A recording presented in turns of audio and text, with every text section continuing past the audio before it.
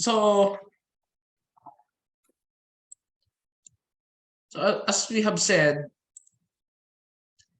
nire-record natin ito para eventually we will edit para pag malapit na yung board exam nyo, say 1 month, ito na yung magiging ano nyo, ito na yung magiging music ninyo pag nasa sasakyan kayo or kung wherever, mag-headset na lang kayo para naririnig nyo yung mga question and answer. So what we will talk about today is a continuation of last time nung Wednesday, the basic appraisal ngayon for real estate brokers. So it's very important that you know the fundamentals ng appraisal. So umiikot lang naman ang appraisal, yung basic of appraisal dun sa mga approaches to value. Ano-ano ba yung mga approaches to value? The market data approach, the income approach, and the cost approach. So dapat yun ang ma-master ninyo as far as the basic appraisal for real estate brokers is concerned. Pag nakuha nyo yun, safe na kayo at least 10 to 15 questions para sa board exam. So ngayon, I have prepared around 25 questions.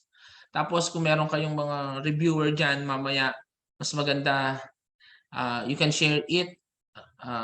Tapos sasagutin natin isa-isa. So sa number 1, sige, tawag na. Since si Jeya ang pinakamaaga kanina eh. Yung kasama namin kaninang 4 something eh. Miss Jeya, can you read this for us? Okay po, sir.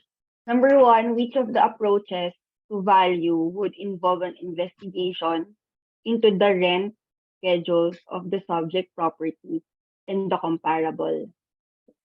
Letter A, income approach. B, cost approach. C, market approach. D, all of the above. Yeah. Rent schedules of the subject property and the comparable. Dapat alam mo yan. Nasa leasing ka.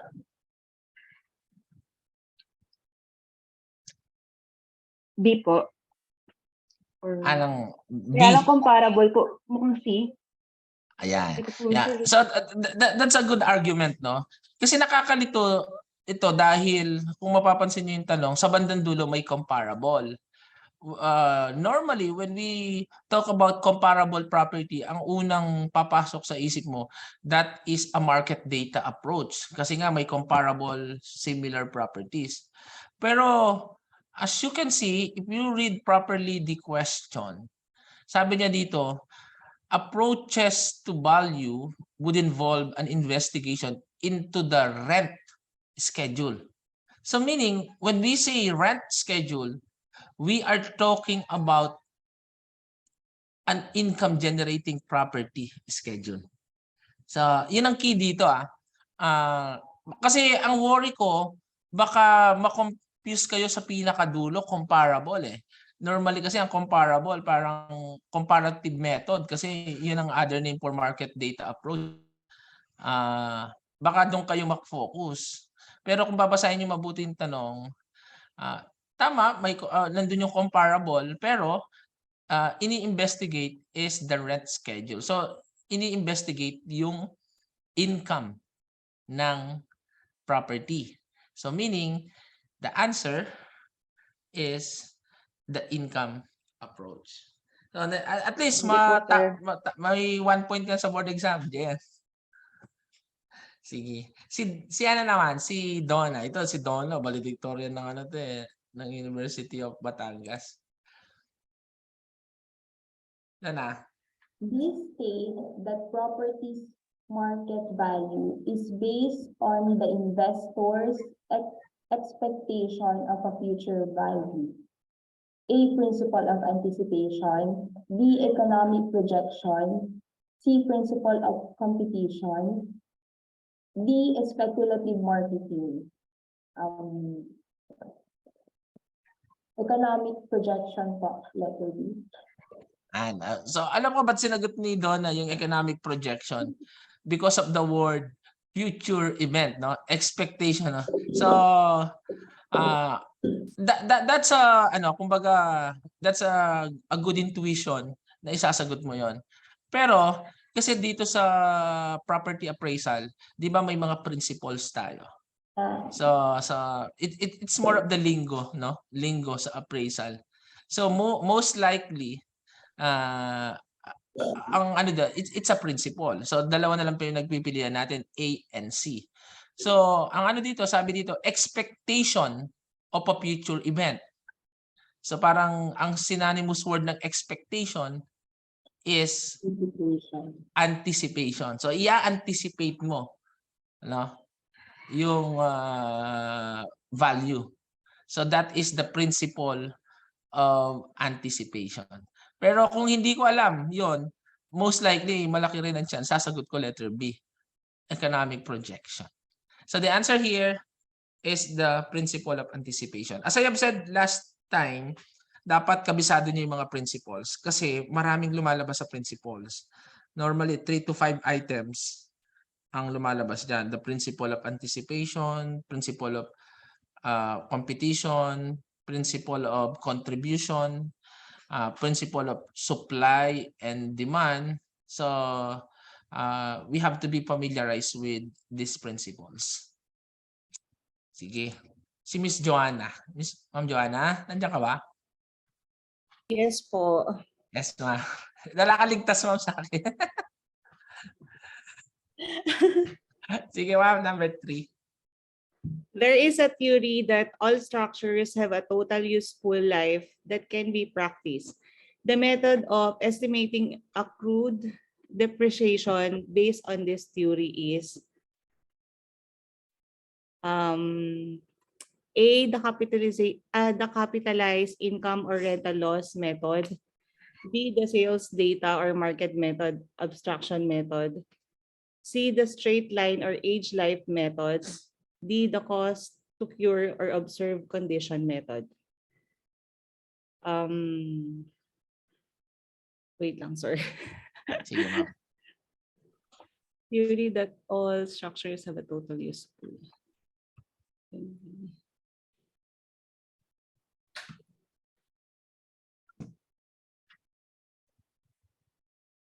The method of studying for the depreciation based on this theory is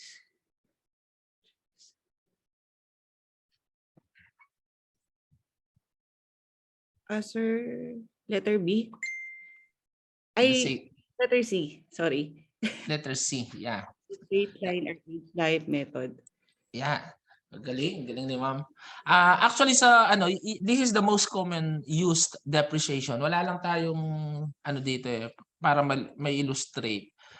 Ang ibig sabihin lang ng straight line or age life method. Halimbawa, meron kang property na may improvement na worth 100 million. Halimbawa lang, 100 million. Every year, ang depreciation niya is less 2 million or 2%. So meaning, on the 50th year, wala nang value yung property mo. Ginagawa ang straight line method na parang equal siya.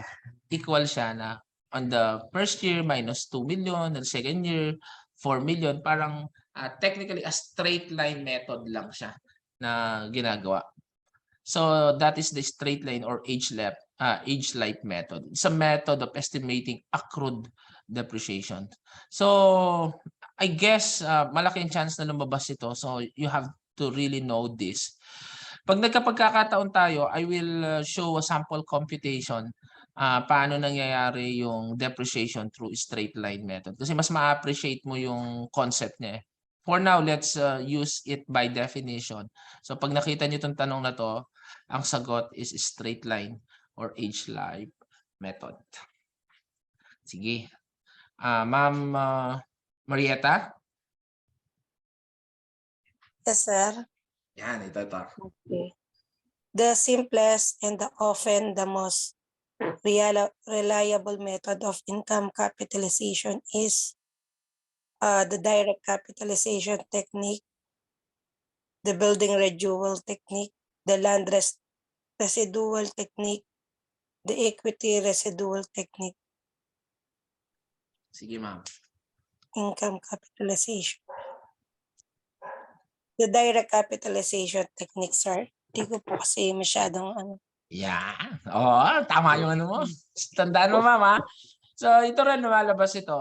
As I have said, pag meron tayong chance, I will explain to you mathematically ano ba ibig sabihin ng direct capitalization technique, the building residual technique. Kasi may mga ano yan eh, may mga sample computation yan. Pero it's the most reliable method na ginagamit ngayon sa income capitalization. Ang isang example nito, halimbawa, meron kang property. Ako kasi ganito ako mag-appraise eh. Meron kang property, say an income generating property na ang land value niya is say 2 million.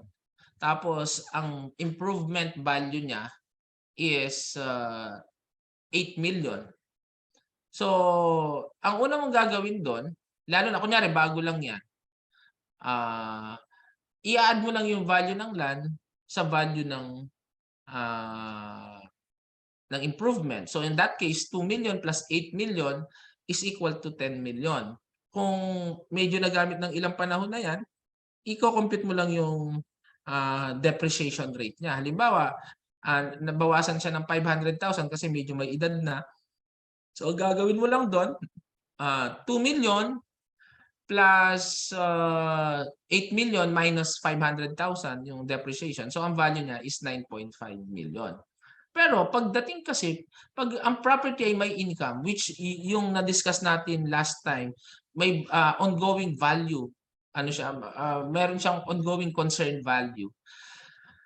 Yung property mo na yon na kung ang pagbabasihan ay yung real estate value niya ay 9.5 million, yung component ng land and ng structure. Pero kumikita siya ng say 2 million a year net. Ililess mo na yung ililess mo na yung expenses, 2 million a year. And we have normally a capitalization rate of 10% per annum. Ang ginagawa ko, yung 2 million dinidivide ko ng 0.10. Pwede tayong mag-assign. Miss Pham, pwede ba pa-compute?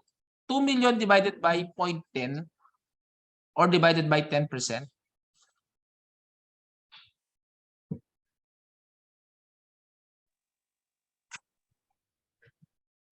Hindi ata ako. Yan, sige. 100,000 yata. Hindi tayo. Ma'am Marieta, pwede pa-compute? 2 million divided by 0.10 or 2 million divided by 10%? 200,000 po. 200,000 po. And then divided by 0.10, 0.10, 0.1. 2 million, hindi multiply, Okay. divide siya. 2 million divided by 0.10.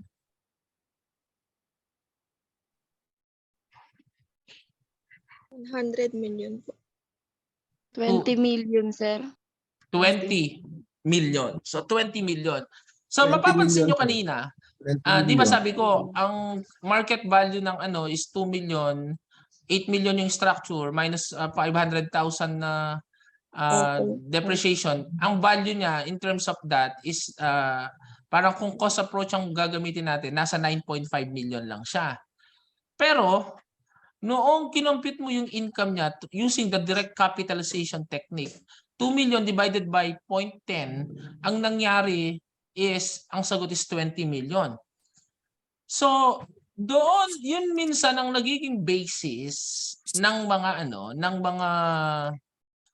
investor kung magkano nila bibilin yung property, at yun din ang basis ng nagbebenta kung magkano niya ibebenta. Although ang value niya in terms of real estate and using the market data approach, nasa 9.5 million lang siya. Pero since kumikita siya ng 2 million a year, pwede mo siyang ibenta ng 20 million because of the income. So ako pag nag-a-appraise, I always consider the income potential. Meron ako, yun ang example ko, yung nabili ko sa Angeles.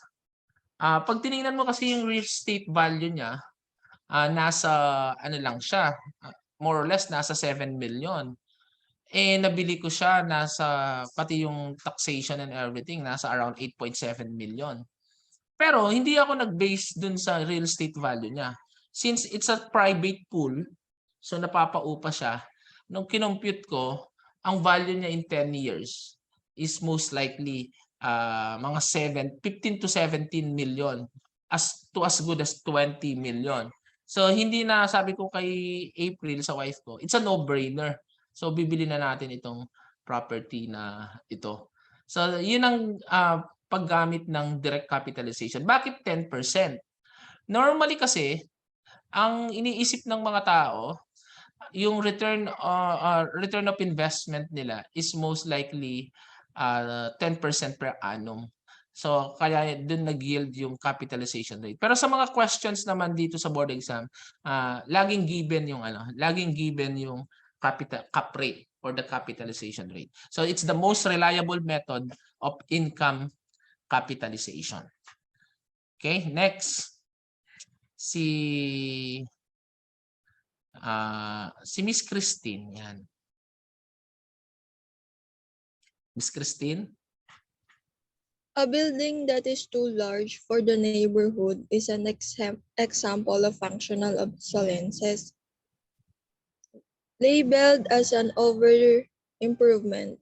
Another example of functional obsolescence is a sound building with a worn-out heating system, a misplaced improvement, a residence abutting a new freeway, or a building that is likely to cost more to repair than the value added to the structure.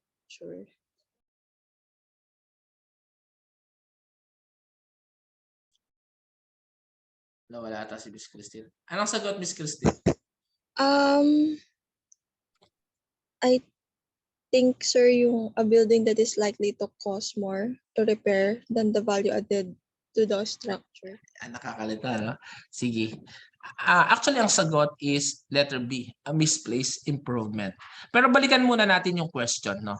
A building that is too large for the neighborhood is an example of functional obsolescence.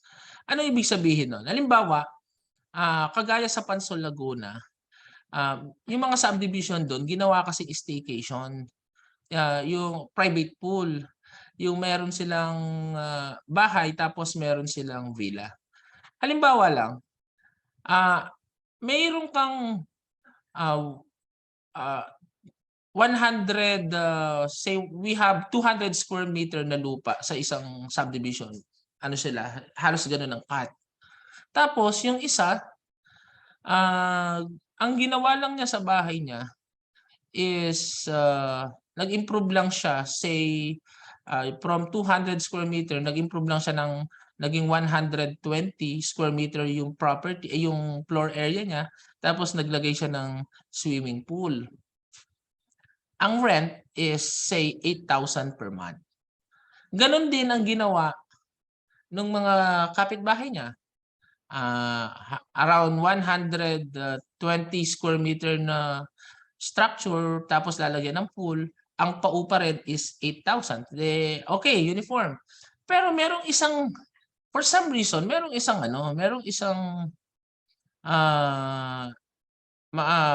owner na nagpatayo siya, 240 square meter. Siguro ginawa niya na second floor and third floor. Kaya napalaki pa niya yung improvement.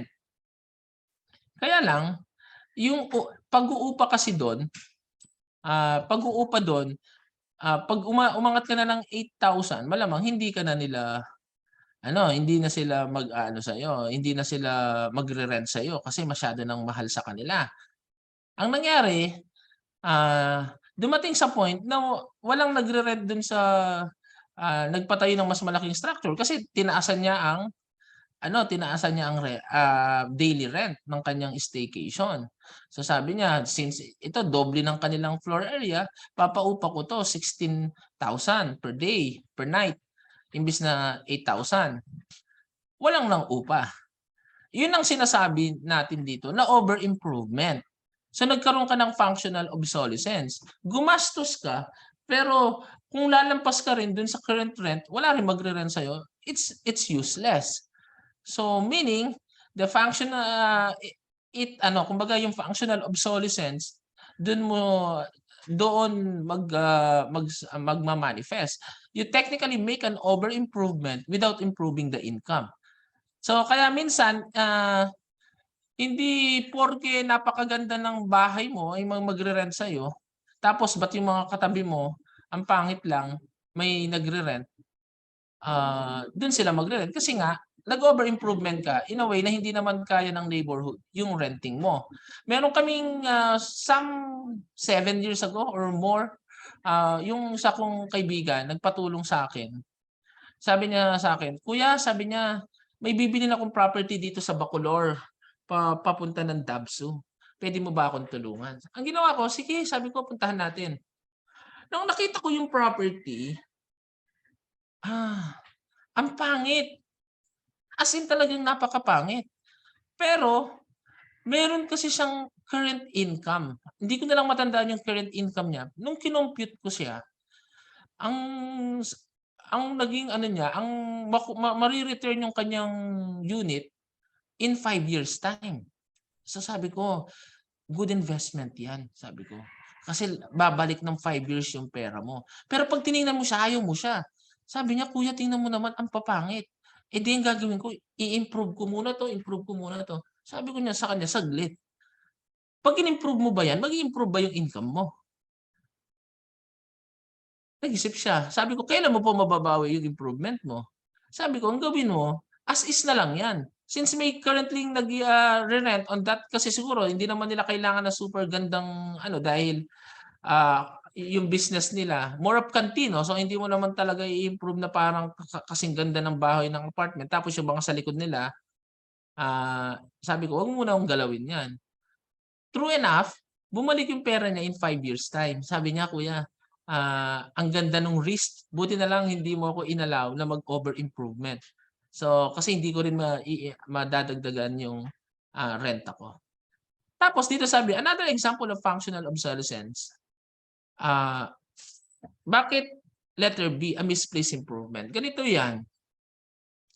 Halimbawa, may bahay ka, nilagyan mo ng CR, pagpasok mo CR kaagad. So technically, that is a misplaced improvement. That is an example of functional obsolescence. The rest parang more of the a sound building with a worn out heating system, a residence abutting a new freeway, hindi siya. So a building that is likely to cost more to repair than the value added to structure, hindi siya hindi siya functional. It's more of physical 'yun eh. Kasi i-re-repair mo siya eh. That's a physical obsolescence or the physical deterioration ano 'yan. So, I hope maliwanag sa atin yung functional obsolescence. So, hindi ibig sabihin in-improve mo, okay siya. Kasi baka in-improve mo siya, over-improvement lang, hindi rin nag-improve yung income or value ng property natin. Sige, pahaba tayo doon Si ano na lang, Sir Efren. Sir Efren? Yes, sir. Opo. In considering the highest and best use of parcel of land to be improved with an office building, the appraiser determines the optimal land building ratio for the parcel. Which of the following economic principles illustrate this? Anticipation, substitution, contribution, balance. Balance po. Yeah.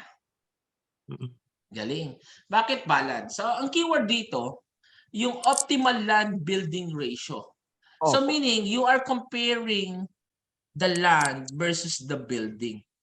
So, you are talking about two things that you are trying to optimize. So, you are technically balancing.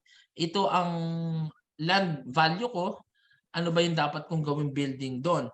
So, kasi i-consider mo rin dito, ano yung magiging income ko or for the return of my investment. So iti-take mo yung highest and best use din niya. So that's technically balance. So this is the principle of balance. So at least ano na tayo? Nakita na natin yung apat. Principle of anticipation, future value, substitution, di ba? Yung equally desirable property. So, that's the substitution. Contribution, parang wala pa tayong example ng contribution. Baka later on, baka may mga tanong dyan. So, itong balance, at least nakuha na natin ito. So, itong apat na ito, malaki ang chance na lumabas karamihan dito kung hindi man lahat. So, make sure you understand the concept between these principles. Si Jolina masipag mag-aaral, oh. Nandiyan si Sir Christian, nakita ko na. Yung late maglilibre, Sir Christian. Baka naman, sir. Sure. Sige. Pag nag-tap-touch siya na Sir Christian, maglilibre siya sa Pampanga. Jolina, can you read the question? A cost estimating method in which appraisers estimate the current cost of construction based on the amount paid for the building when it was built is called A. Cost engineered services, B. Segregated costs, C. Cost index method, D. Unit in place method.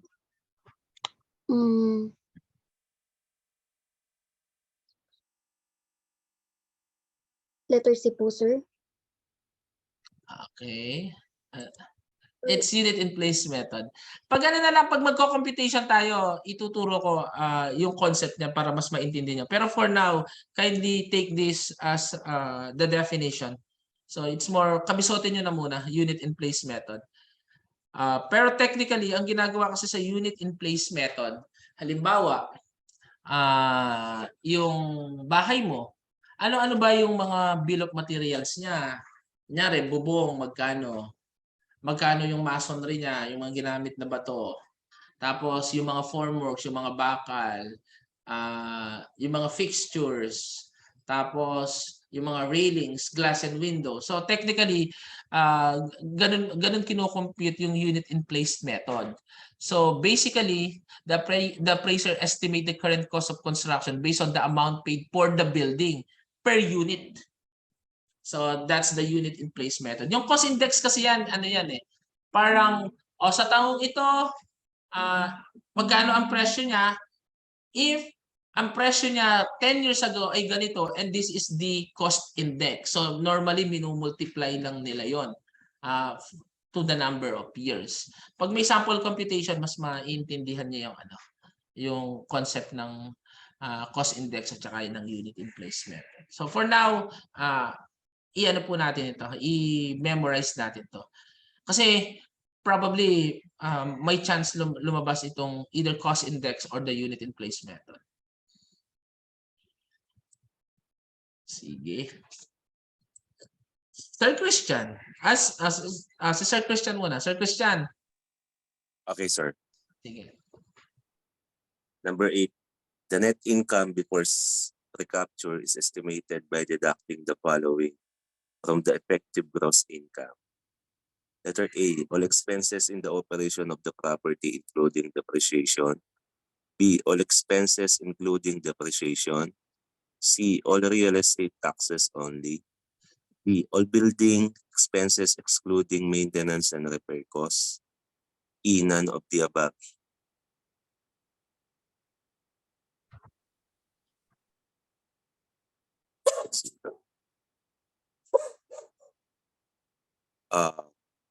I guess, sir, ano to?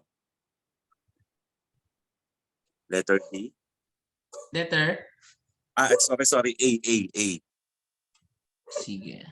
All Ano expenses. sagot? Tingnan natin. Ang sagot is letter B. I suggest you memorize muna to. Pero may formula kasi to. Ito yung sinasabi ko before na merong isang problem sa real estate appraisal na na-solve ko with our group study. Pero ang computation niya 2 pages.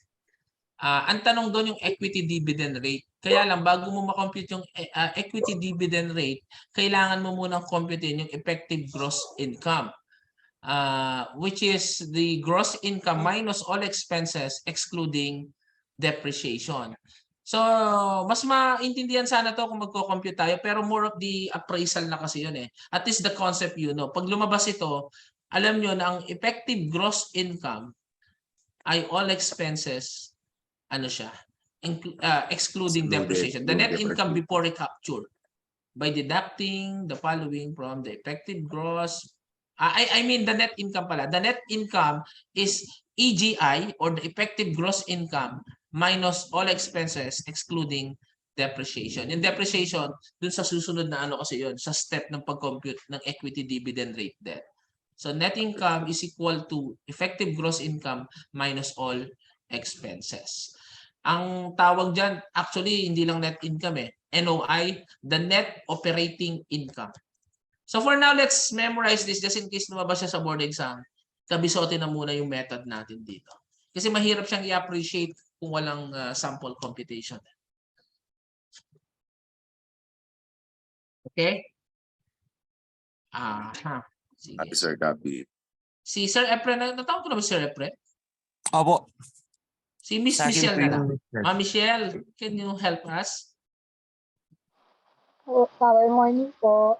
Our morning, Miss Number Michelle. 9, which of the following do not represent direct cost element? A. Materials and equipments. B. Interest on investment and loss in rent. C. Labor and materials. D. Design and engineering.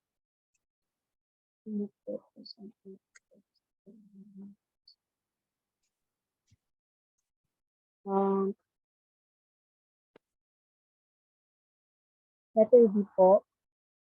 Letter ano, ma'am? Letter D po. Interest on investment and loss in rent. Yeah, ayun. Bakit? Which of the following do not represent direct cost elements? Ano ba yung mga direct cost? Yun yung mga actual costing, halimbawa ng materials and equipments. Siyempre, pag tiningnan mo yung cost sheet niyan, meron talagang direct cost equivalent to the materials and equipments. Meron na rin, yung lalo na yung labor, di ba? Labor, pag gagawa ka kasi ng ng bill of materials, andun yung ang tinatawag doon labor material. So magkano ba ang cost ng material? Magkano din ang cost of labor noon? Tapos yung design and engineering, kasama rin sa costing yon. Kunyari, yung pagdi-design ng dinesign yung bahay, dinesign yung building, magkano ang bayad yun? So that's technically a direct cost. Ang hindi mo talaga madidetermine kung ano yung cost is the interest on investment and loss in rent. Lalo na yung loss in rent kasi hindi mo naman alam kung makakailan exactly ang yung yung occupancy mo. So the higher the occupancy rate, the higher the gain. Pero pag mababa ang occupancy rate, so magkaka-loss ka in rent. So hindi siya direct cost. Hindi mo madidetermine agad kung magkano siya. Kasi ang ibig sabihin ng direct cost, madidetermine mo magkano yung gagastusin mo. So the answer is interest on investment and loss in rent. Nandito si Sir Perseus. Sir Perseus, konti lang kasi itong pin-repair ko kasi continuation supposedly nasa Code of Ethics tayo. Pero gusto ko na tapusin yung basic ng appraisal. So 25 lang to. Kung may mga tanong kang naka-prepare dyan mamaya, sasagutin natin. Sir Perseus, pwede ba sa'yo yung number 10?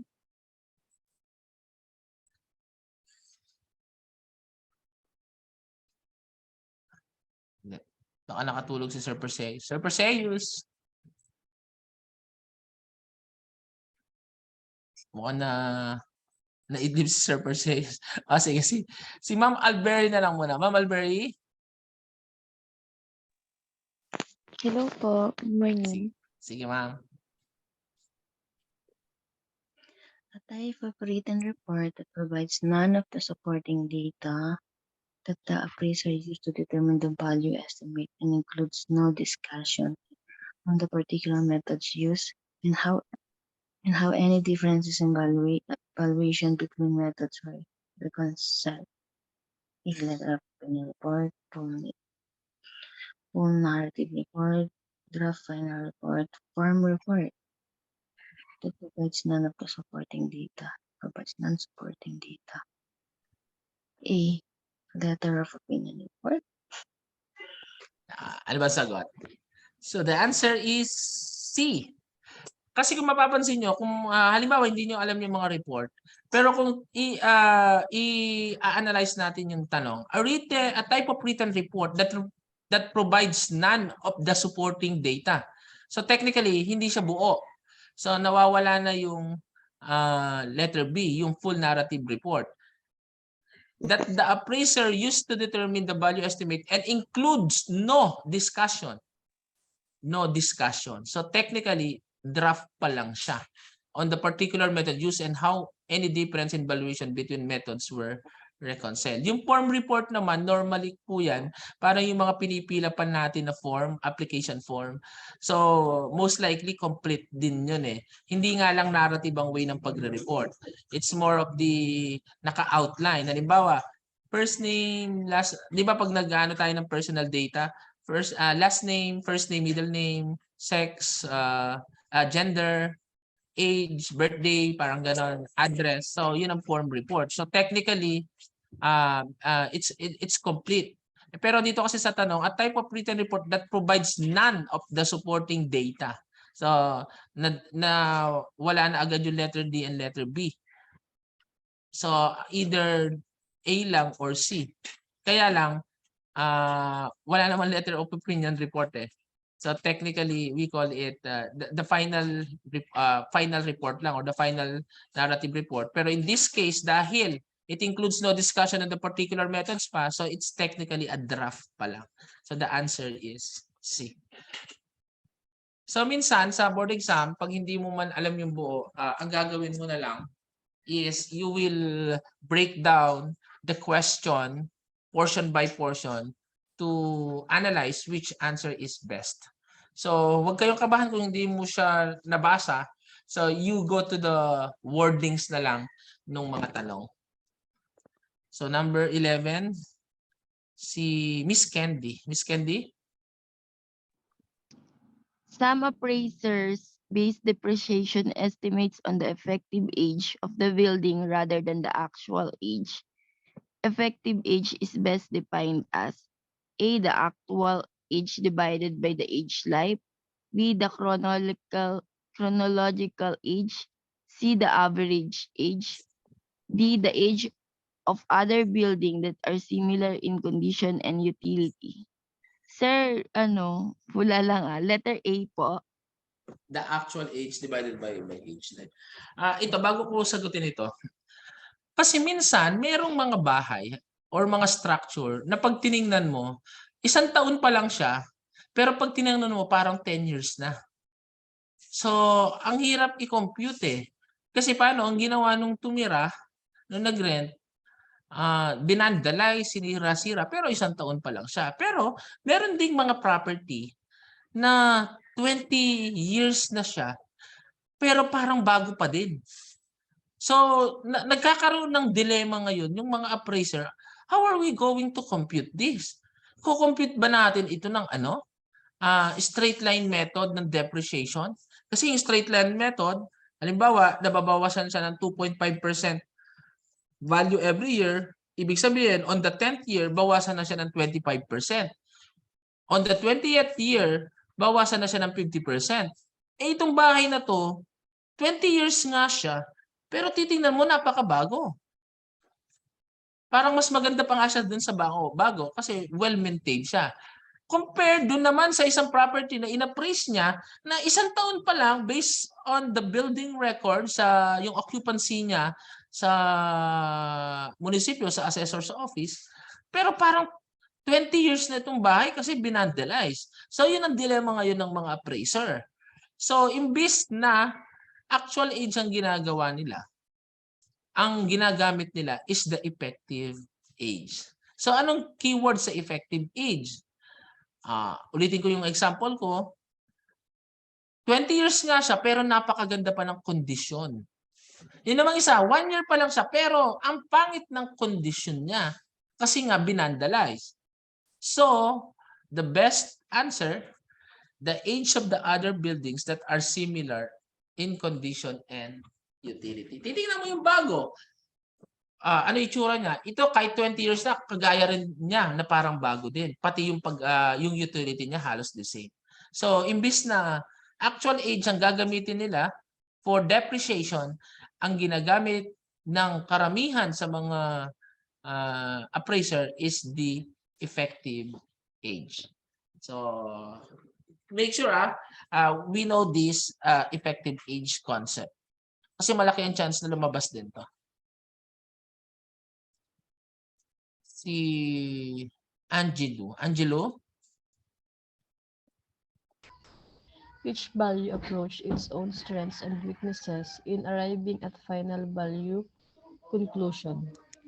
You should A. Choose the approach that is most popular, emphasize the approach that has the most value data, available data, weigh the strengths and weaknesses of each approach, as well as the reliability of the data collected, D. None of the above.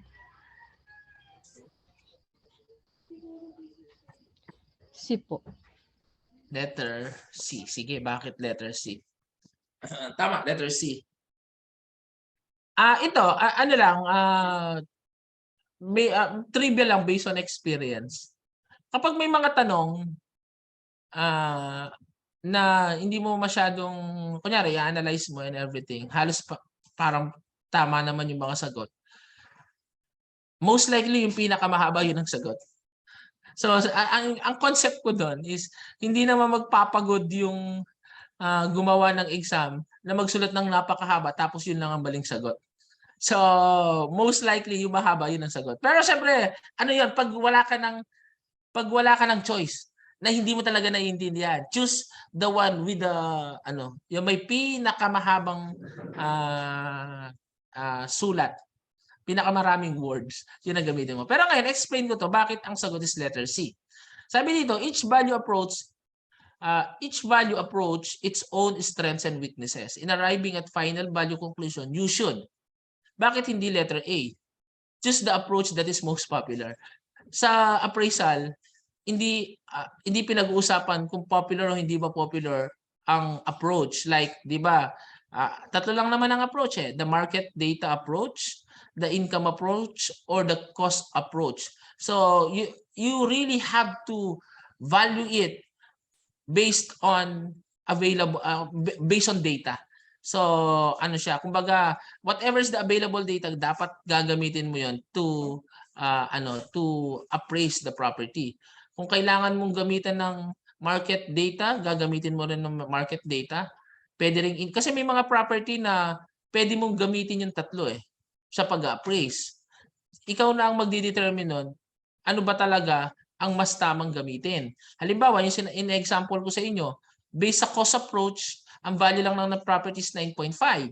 Pero based on income approach, ang value ng property is 20 million. Ano yung propose mo? Siyempre, kung ako yung nagbibenta, ipipresent ko yung dalawang yun sa client ko.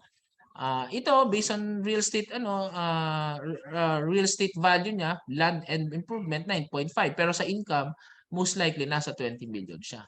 So you don't have to choose the most popular approach kasi wala naman talaga most popular na approach. It's very subjective. So letter A is not correct. Emphasize the approach that has the most available data. Ito mali din. Una, bakit hindi ka nakakuha ng data for the other approaches? So, pero in case talagang marami kang nakuha data for this and for that, konti lang, gagawin mo pa rin siya, i-appraise mo pa rin siya based on that kung kailangan mong gamitan ng cost approach with limited data, o kung kailangan mo siyang i-estimate ang value based on income, gawin mo pa rin siya. So, you should not emphasize the approach with the most available data lang. Tapos, yung letter C, ito yung best. Weigh the strengths and weaknesses as well as the reliability of the data. Meaning, i-evaluate mo talaga yung mga data and see which of the approach ang applicable. Kung applicable yung tatlo, so i-appraise mo siya based on 3 approaches. So again, pag medyo nalilito kayo, pag sa mga ganitong klase ng tanong, kunin nyo na lang yung pinakamahaba. And di ba sabi ko nga sa inyo, when in doubt, anong answer, Sir Christian? Sa A or B, sir, magle-letter C ka. Ayan. When in doubt, the answer is C. So based on statistics lang yan. Based on statistics. Pag no choice ka na, yung pinakamahaba, or pag wala talagang choice, kunin mo na lang letter C pag wala ka talagang ka-idea. Especially yung mga mathematics na hindi mo makompute, letter C. Pero wala scientific ano yan Anyway, sino tatawagin natin? Si Miss Jean. Miss Jean? Good morning po. Sige. A rent survey reveals that buildings offering one-bedroom units have considerably lower vacancy factor than those with two-bedroom units. If the subject property includes only units with two bedrooms, the appraisal should probably project an average of the vacancy factors for all units surveyed, a higher factor than found in the one-bedroom units, a lower factor than found in the one-bedroom units, the same factor as found in the one-bedroom units.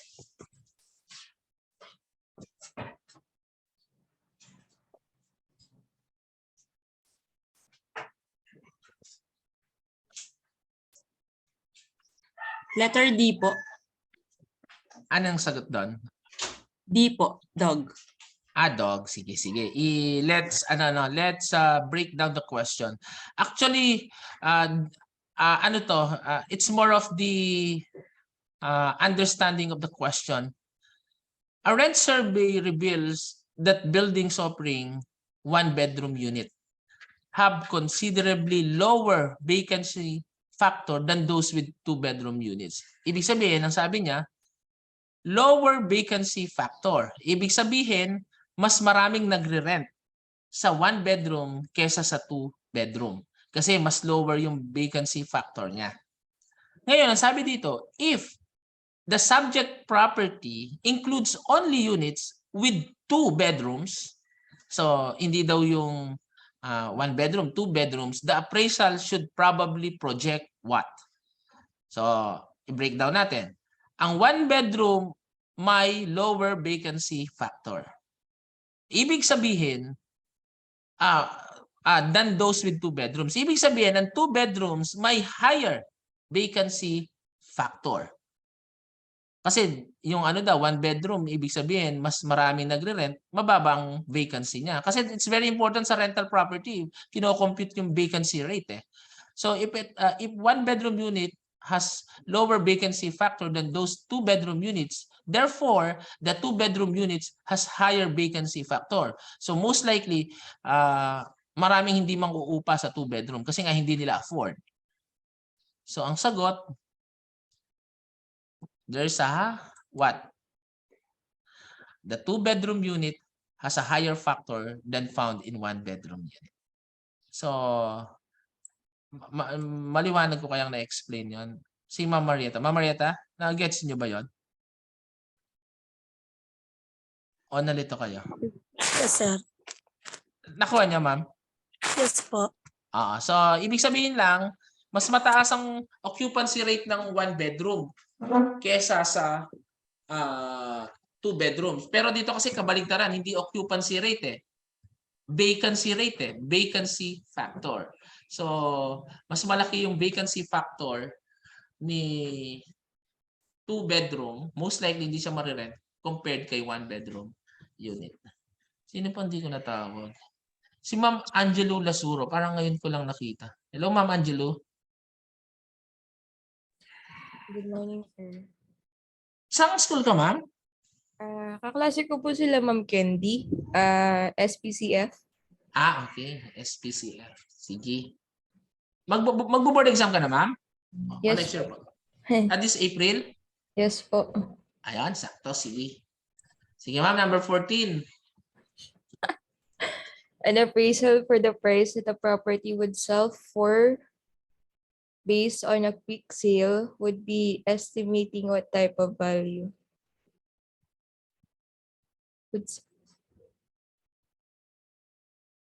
Hindi ko alam, sir. Sige, ma'am. Mamula ka. Malaki ang chance kasi lumabas yan.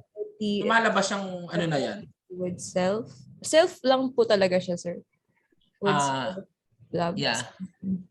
would sell for based on a quick sale would be estimating what type of value? Would sell yun, ma'am. Would sell, hindi siya sell. Would sell. Would sell. Liquidating value. Yeah. Liquidation value. Kasi, di Liquidation. ba pag minsan, yung mga company walang pera, oy, liquidate natin to. Dapat very liquid tayo. Mabilisan lang. So the keyword here is the quick sale. So we have to liquidate it as fast as we can, as quick as we can. So this is more of a definition of term. So ang keyword po dito is the quick value. Yung going concern value, alam niyo naman yun yung income niya. Based on income, di ba? Ang tawag doon, ongoing concern value. Parang example natin, yung staycation, ang real estate value niya, ang market value niya, tsaka yung cost, yung value niya based on cost approach is nasa 8.7 million. Ay, nasa 7 million lang. Pero dahil kumikita siya ng ganitong certain amount, nasa 15 million siya. That's the ongoing concern value.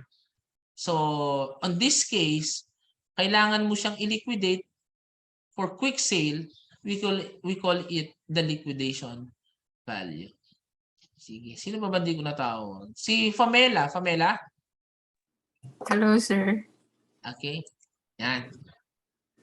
Number 15, the cost approach may be emphasized in a number of appraisal situations, which is not among them.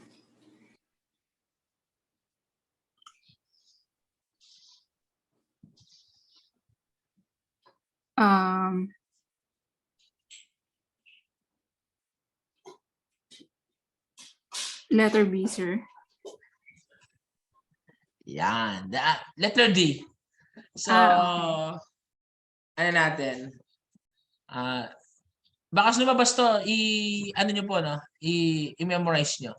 The cost approach may be emphasized in a number of appraisal situation. The cost approach. Ang cost approach kasi, the value of the land and the value of the building, which is not among them. So, checking the other value approaches, appraising institutional or special.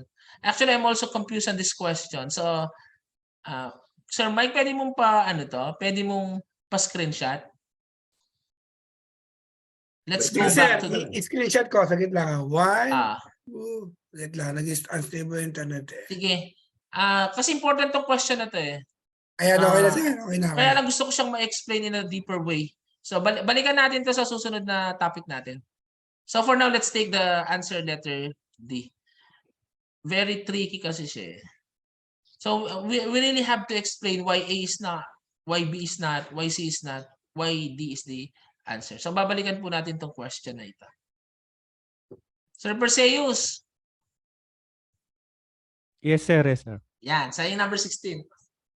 Blank is information that is collected directly by the LGU from transaction records, registry of deeds, tax declarations which may be led directly into the database.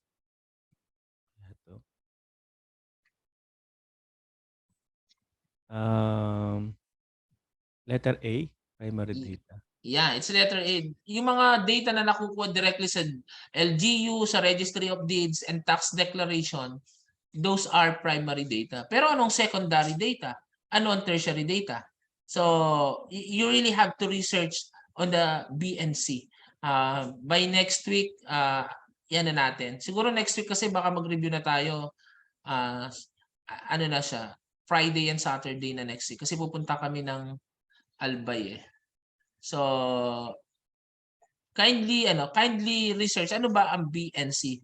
Pero normally sa board exam, lumalabas talaga yung primary data na yan. Yung mga data na yon, yung directly nakukuha natin sa LGU. Ano ba yung mga nakukuha nating data sa LGU?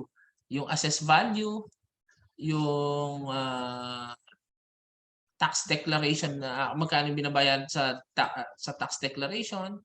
So, any information na nakukuha directly from LG or the Registry of Deeds sa mga titulo, yun ay tinatawag na mga primary data na nakalagay sa kanilang mga database. Yung transaction records, ang isa dyan, sa occupancy rate, ay sa occupancy permit. ano ba yung dineclare na value ni owner doon or nung nag-apply siya ng building permit kasi nagpapasa rin sila ng mga ng mga bill of materials, bill of quantities. So those data are what we call the primary data. Pero you really just have to understand the concept. Ano ba yung secondary data? Ano yung tertiary data? In case kasi baka lumabas din yun. So, Sir Mike, pakinote din niya na balikan natin yung secondary and the tertiary data. Pero yung primary data na yan, most likely lalabas yan. Mas maganda na kasi naintindihan natin yung BNC. Okay? Sinong tatawagin natin? Si Ma'am Roslyn. Ma'am Roslyn, ito maganda rin. Hello po. Morning. Yan, Ma'am Roslyn. Number 17. This states that a prudent buyer will pay no more for a property than the cost of a substitute or comparable property that will provide equivalent usefulness. A. Marketing principle. B. Principle of substitution. C. Principle of highest and best use. D. Principle of contribution. States that a prudent buyer will pay no more for a property than the cost of substitute. Letter B, principle of substitution. Ayun. So, ang keyword natin dito, the cost of a substitute. The cost of a substitute. So, at least, marami na tayong mga sample questions about the principle. So, yung mga variation niya. It's very important because yun yung mga tinatawag kong shoe-in. Kung siguradong lalabas yung real estate broker na word, real estate salesperson, real estate assessor, real estate appraiser, real estate consultant, yung 1:20 ratio ng broker to salesperson, yung 100,000 penalty plus 2 years imprisonment. Kung gaano ka sure lumabas yun, sure din ako na itong mga principle na to, hindi ko lang alam alin sa mga principle na to, sigurado may mga lalabas sa mga principle of appraisal na to. So, principle of substitution, contribution, competition, principle of balance, then principle of highest and best use. So, yan. Number 18. Ito, lumalabas to. Sino kayang gustong sumagot? Si Sir Randy kaya? Hindi ko pa narinig si Sir Randy. Sir Randy?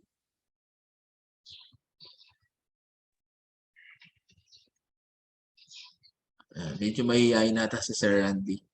Alas na tawag ko na lang. Sino pa po hindi ko natawag?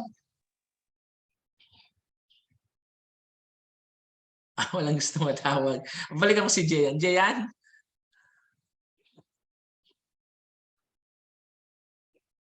Jayan?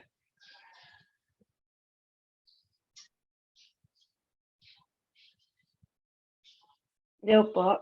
Yan. Can you read number 18 for us? 18. What term is used to identify recently sold or leased properties that are similar to a particular property being evaluated and used to indicate the value for the property being appraised? A. Subjects. B. Comparables. C. Relatives. D. Outliers. A. Subjects po. Or comparables. Ano sagot, madam? Letter B, no? B. Ano sagot mo? Being evaluated and used to indicate the value for the property. Una ko pong sagot subjects pero para pong comparables po.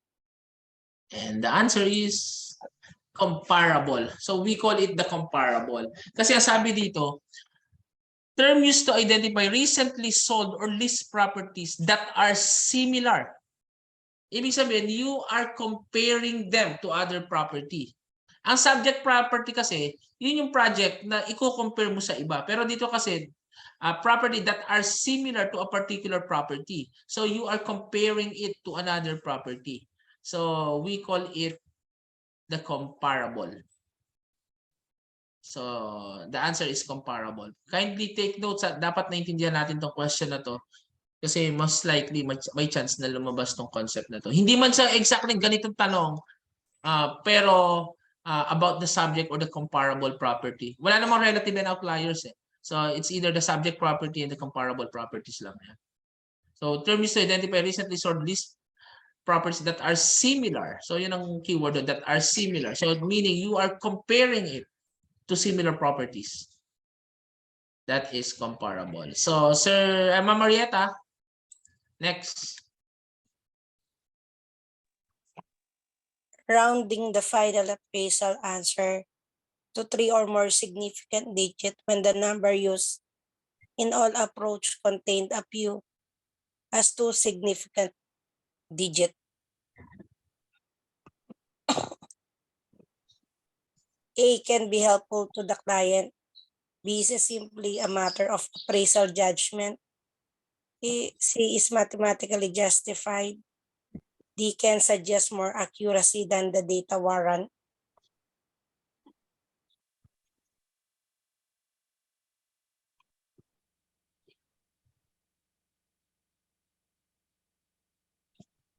Ano ma'am? Can suggest more accuracy than the data warrant. Ayun, galing. So, sabi dito, rounding the final appraisal answer to 3 or more significant digits when the number used in all approach contain as few as 2 significant digits. So, ang ginagawa, parang ano dito, ano ba yung use kung bakit gagamitin natin yung 3 or more significant digits? To have more accuracy. Kasi pag ni-round up mo, minsan kasi may mga values na napaka-significant nung halimbawa kasi 2.5, i-round out mo to the nearest magiging 3 na siya. So hindi na siya ganun ka-accurate. So ang ginagawa ng iba, 2.556, 2.557. So mas it can suggest more accuracy para sa data provided sa ating kliyente. Will it be helpful to the client? Baka hindi pa nga niya maintindihan kasi hindi naman siya mas after din sa mga how many significant digits. It's also not a matter of appraisal judgment. So you really have to do it for accuracy purposes. So the answer is can suggest more accuracy than the data warrant. So tama yung sagot ni Ma'am Marietta. Donna, number 20. The unit of comparison for a vacant land appraisal is ideally the square foot, B, the total lot, C, a combination of square foot and front foot units, D, the unit considered by the market to be important.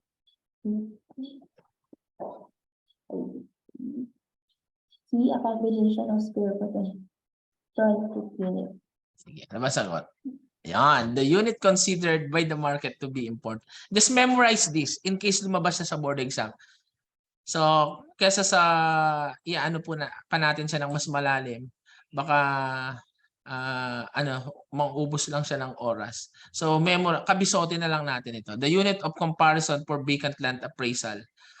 Baka pag in-explain or dinig deeper pa natin yung konsepto niya, makalito lang siya.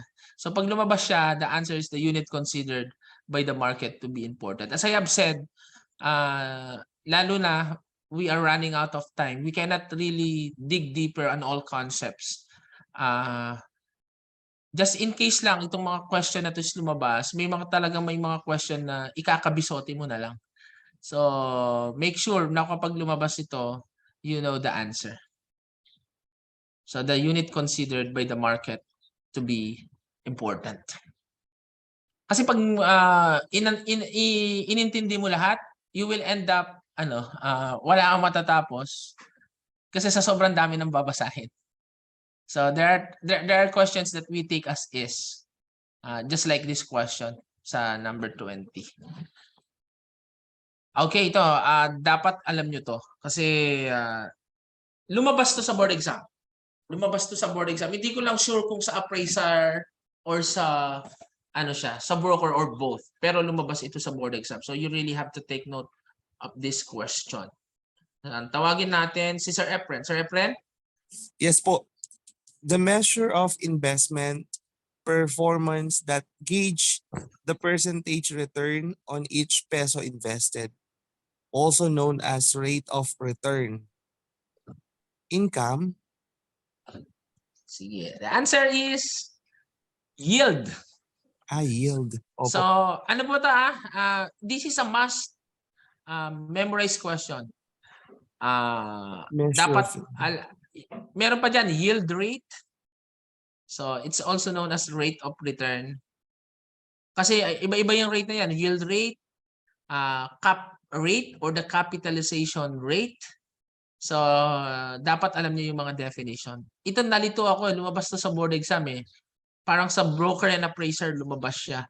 So, dapat alam niyo yung definition niya. So, this is a must memorize question. Sa number 21. Kasi hindi ko makalimutan yan eh. Talagang nilito ako ng yield rate na yan eh. Tapos meron pang rate of return. So, this is a must term to memorize. Sige, si Julina ulit. Julina? Sir, hindi ko po ma-open yung aking kasi mahina po ang... Okay. Hindi mo, pero nakikita mo yung Opo. Sige po, basahin. Sige. The cost estimates used in appraisals are what we describe as generalized economic costs. This means that they should reflect A, wholesale cost, B, current cost levels, not book cost or historic cost, C, typical cost to build such a building, D, both B and C. Anong sagot?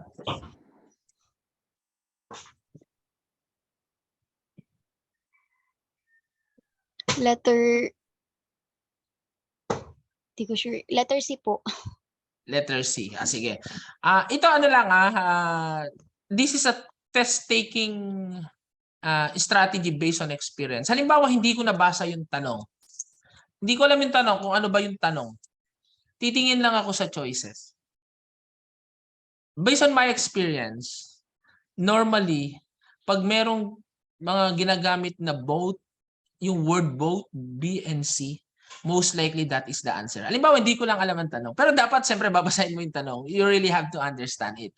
Pero most of the time, pag may mga ganyang choices, ang sagot, yung both, B and C.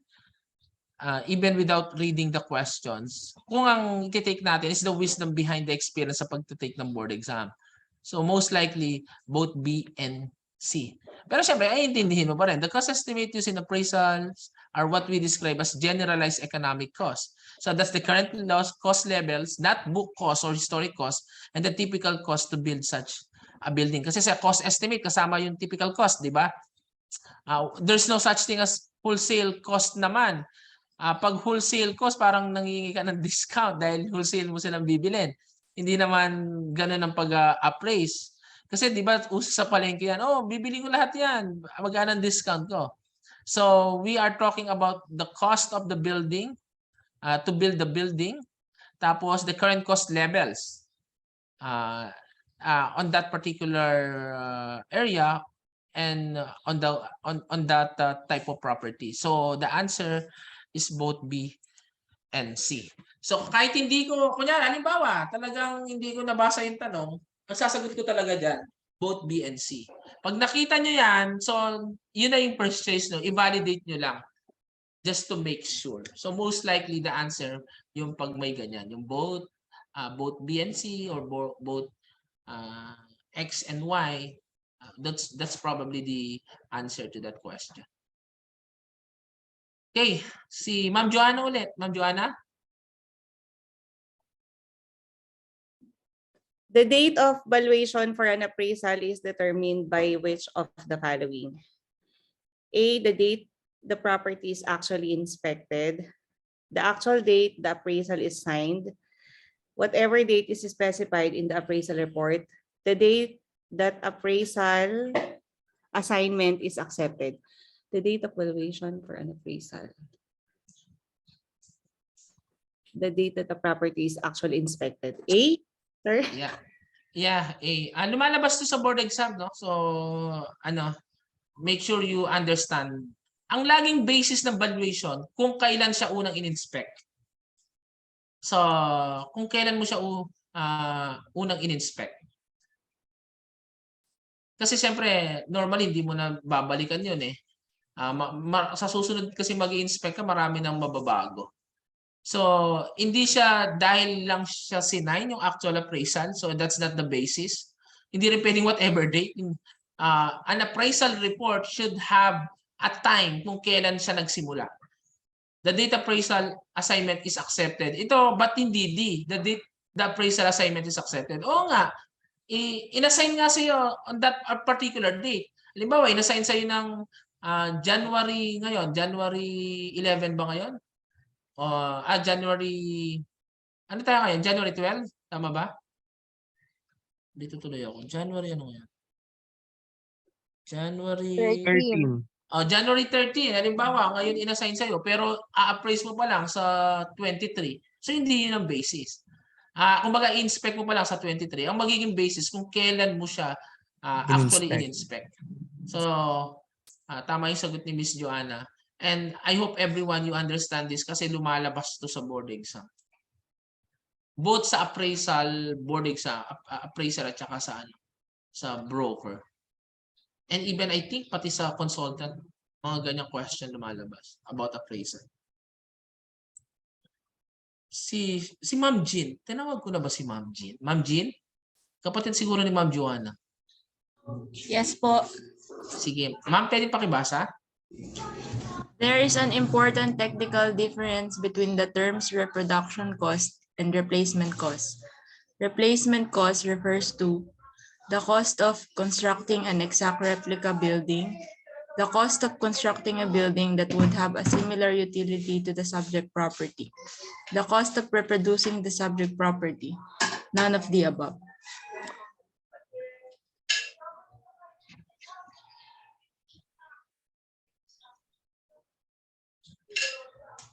Letter B po. Sige. Yeah, the cost of constructing a building that would have a similar utility. Kumbaga, i-replace mo siya pero with similar utility. Pero siyempre, hindi mo naman talaga yung letter A, the cost of constructing an exact replica. Hindi mo naman talaga may exact replica through replacement eh. Pero yun ang parang reproduction. Parang almost exact replica. Pero pag replacement cost, the cost of restructuring a building that would have similar utility. So that's the replacement cost. So I hope you understand that. And our last for today, Sir Perseus, pa-prepare yung mga question mo para at least randomly, let's answer it together. No? Yes, sir. Sinong tatawagin ko dito? Siyempre, yung isang magiging top notcher natin. Si Ma'am Marieta. Ma'am Marieta. Yes, sir. Alam mo naman, loves kit eh. Sige, Thank you, ma'am. sir. The phenomenon of indirectly investing in real estate market in ways that minimize risk. For example, investment made collectively with pooled money or the use of investment package funds such as mortgage-backed securities sold on the secondary financial market as opposed to direct investment where investor, excuse me sir, nilalagnat kasi ako eh. Sige, ma'am. Where investor own property on hold mortgage, a long-term trend that has had significant impact of real estate value. A, market collapse, B, securitization, C, incorporation, and D, syndication. The phenomenon of indirect fix in the ways that minimize risk. Collectively with pooled money or the use of investment package fund, back securities, hold mortgage.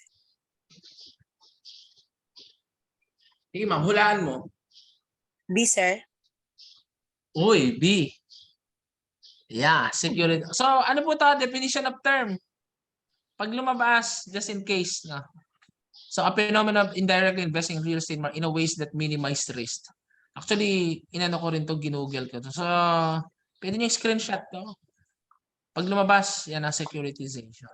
So basically, yung inaral natin ngayon are the basic appraisal for brokers.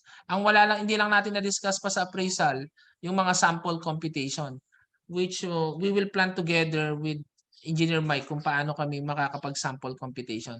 Tutulungan niya rin ako mag-compute.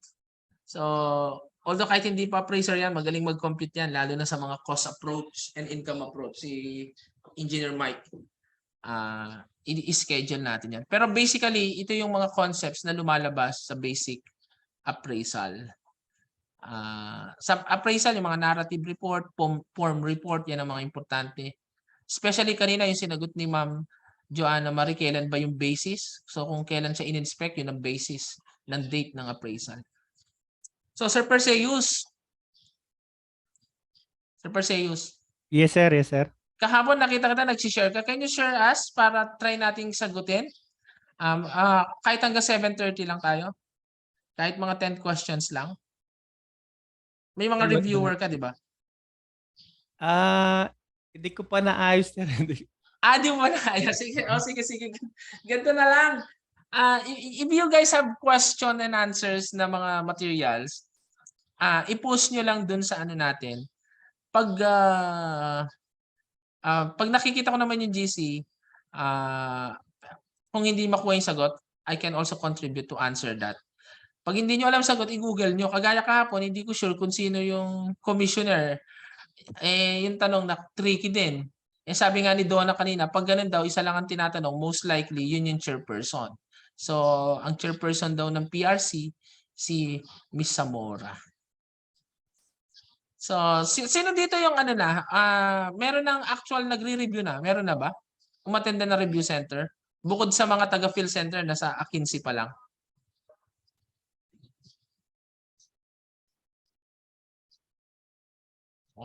Mukhang wala. Ayan. Mag-video na lang tayo. Ayun, 14 and 15 din start, sir. Saan kayo magre-review, Ma'am Angelo?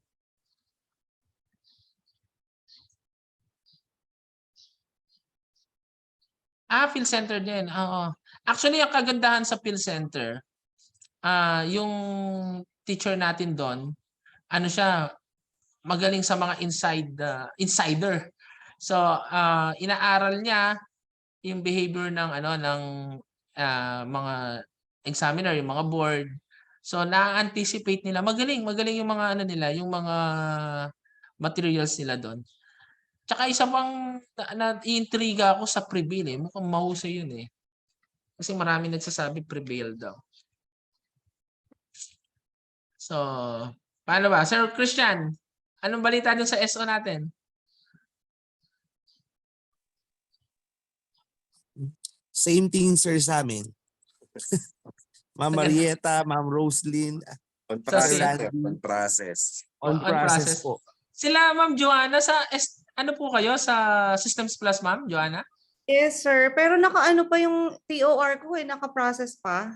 Pero sabi naman, makukuha naman daw po before mag-board exam. Pero wala kayong SO requirement o meron din? Wala naman pong inano. Saglit. Nalilito talaga ako sa special. Saglit lang Special order requirement. Special. Lahat ata, sir, ng school na may nag-offer ng BS Rep. Mangingi ng SO for board exam. Hindi, sir, i-attach ata yun sa sa TOR. Opo, sa TOR. What are the requirements for PRC examination? Ako naman, sir, sa tingin ko dahil dun sa blended learning. Yeah. I guess. Kasi tinitingnan ko itong requirements ng PRC. Wala naman yun eh. Lang actually. Baka yung mismong accreditation nung dahil nga ng school. Ng school dahil lang siya module or online. So Yes, kailangan sir. pang makuha yung SO na yon. So uusigin ko si Dean. Si Dean Dave. Uusigin ko siya. Sir Mike!